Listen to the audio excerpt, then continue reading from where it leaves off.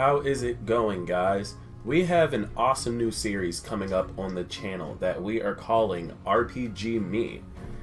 Basically, the way this series works is a little interesting. Depending on the game that we're playing, we're actually able to turn that game into a turn-based RPG, a dice roll RPG, or something sort of like D&D in a way. We've been testing this out with a couple different games. We tested it out with Halo, we tested it out with Smash Brothers, and we've also tested it out with Dragon Ball Z. It wasn't Xenoverse, we haven't tested that yet though, but it was some of the older series like Budokai 3. It's actually pretty fun the way it works. Now we need to run some tests to see if we can play it with you guys rather than you guys just watching us. But basically, in a nutshell, for the way it worked with Halo, is we would actually have to use the dice roll to decide how many steps we can take, what action we can make, and then we have someone that's actually in control of the entire map, pretty much setting up the story, saying whether you can go through the cave to the right or whether you could jump on the vehicle to advance forward. But you have to do a dice roll. So if you roll a, let's say, 5 and under, then you're not able to go to that cave. Except for going to the cave, they decide for something else for you to do. So there'll be stipulations stating that like a dice roll of 5 and under is like a bad luck roll. So if it's a bad luck roll, you're not able to do this or that. They come up with a completely different scenario for something you have to do. Either way, you guys will see all of this stuff in motion before we actually officially launch it. We'll do a couple streams or videos with it so you guys can understand what's going on. But it is fun.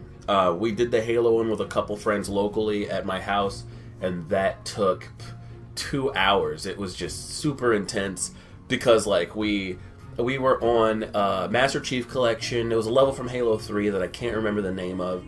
It had, you start off on a beach if you're on the blue team, I believe, and there's a couple vehicles in front of you. You can see this mountain to the left that has a sniper rifle. There's a cave to the right that you can go in and get invisibility. Now right in front of that cave, there is a rocket launcher that you can get. Now if anybody's played Halo 3, you'll know exactly what level I'm talking about. There's also like a bunker on the other side where the other team starts off. So, yeah, if you played Halo 3, you know exactly what level I'm talking about. But I remember I threw a dice roll. I rolled a 12. So the master actually said that, hey, you can go through that cave that you wanted to go through. You're able to pick up the invisibility.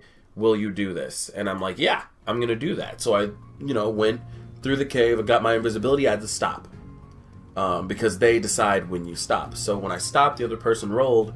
They said, I want to go into that cave as well. I was like, okay, you went to the cave. We both stopped right in front of each other.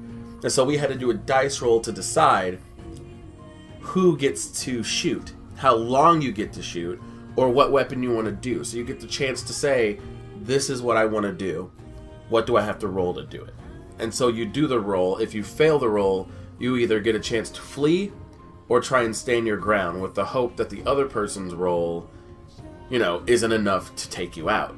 So it can get very intense, especially if someone rolls like a 3, and let's say 3 is literally like nothing, right? Like if you roll a 3, you can't move or do anything at all. But if you roll a 6, you could throw a sticky grenade at them. So it's like you're constantly rolling and you're trying to get an exact number to get a 6. It's like, man, I want this 6 so I can hit this guy with a sticky grenade. There's so many different rules that can be added to it that makes it incredibly fun. But yeah, we have to just write down a couple different rules and stuff because we played the game a different way using 2 die for 12, 1 die for 6. Just really depends on how the game is being played, how many people are playing as well, so it's not too long. And with Smash Brothers, it's kind of turn-based. You get rolls to decide everything. So like if you want to use a basic smash attack, you got to roll above a 5.